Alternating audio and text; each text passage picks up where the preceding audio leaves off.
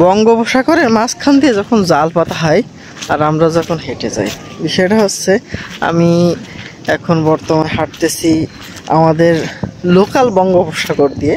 তো যেখানে হাঁটতে হাঁটতে মানে এই রোডটা শুধু হাঁটার জন্যই তৈরি করা হয়েছে এমন একটা অবস্থা, এবং চারি সাইডে শুধু পানি আর পানি।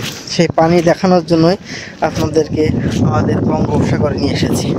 তো দেখতে পাচ্ছেন না, এই হচ্ছে ছোট্টখাটো একটা বঙ্গোপসাগর, যেখানে আপনি যত দূর চোখ যাবে তত দূর আপনি দেখতে পারবেন শুধু পানি আর পানি, জল আর জল।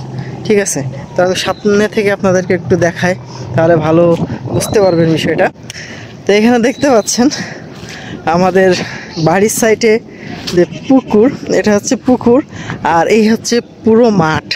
দেখতে পাচ্ছেন অলরেডি আমাদের জিয়া কাকা এখানে হচ্ছে ঘনি পেতেছে দুইটা, আর এই যে জাল, এই যে পুরো মাঠটায়, হ্যাঁ এই পুরো মাঠে জালে ভরা। হ্যাঁ, আপনি প্রতিটা যদি ইসে যান,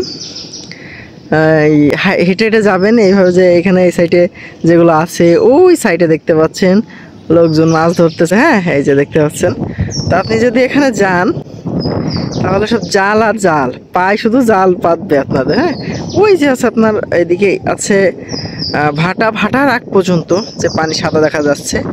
আর এটা হচ্ছে আমাদের মেন রোড, একটু দেখায়, এই হচ্ছে মেন রোড। মেন রোড বরাবর কিন্তু পানি প্রচুর পরিমাণ ভেসে গেছে, মানে ওই রোড বরাবর ফুল। এটা যেহেতু মাঠের পানি ভরা। আর এই সাইডে দেখতে পাচ্ছেন আপনাদের, একটু দেখে, এই সাইডে হচ্ছে কোষ্টা লাগানো আছে, কিছু সবজি লাগানো আছে। আর এই সাইডটা একটু উঁচু, আর এই সাইডে টোটাল ওই সাইডে চলে গেছে হচ্ছে, ওটা কি বলে গ্রামের নাম আমার সঠিক মনে নাই। তো ওখানে ওই দিকটায় ওইরকম, ওই দেখতেছেন জাল নিয়ে লোকজন যাচ্ছে, তো মাছ ধরতেছে এগুলো।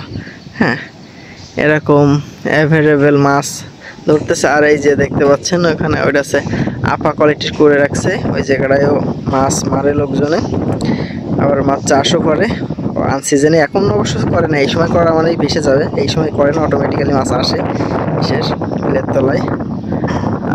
জিয়া কাকা বেশ কয়েকটা খুনি পেতেছে, সেই খুনিগুলোই চেক দিচ্ছে মেবি, হয়তো এখন আবার বাড়তেছে। তো এই হচ্ছে আমাদের ছোটোখাটো নদী এখন। তো অনেকদিন ভাবছি যে আসবো, একটু ভিডিও করব, বাট আসলে ভিডিও তৈরি করব কিভাবে বলেন, যে পরিমাণ বৃষ্টি হয় না, অলস টাইম বৃষ্টি হতেই থাকে। তো এই কারণে আমি বৃষ্টিতে আসলে তৈরি করা হয় না, তো আমি এই জন্য আসা হয় না। তো আমরা কিছুদিন আগে যে সাতক্ষীরা কয়রা গিয়েছিলাম, তো সেখানে গিয়েও ঠিক এরকম একটা অবস্থা ছিল, শুধু নদী আর নদী, সমুদ্রের পাশে এভাবে এই করা যায়, ঠিক সেই রকমই অনুভূতি এখানেও ঠিকই এই অবস্থা। এই সিজনটা পানি অনেক বেশি, আর ফসল মেবি উঁচু জায়গাগুলো ছাড়া ফসল ভালো হবে না।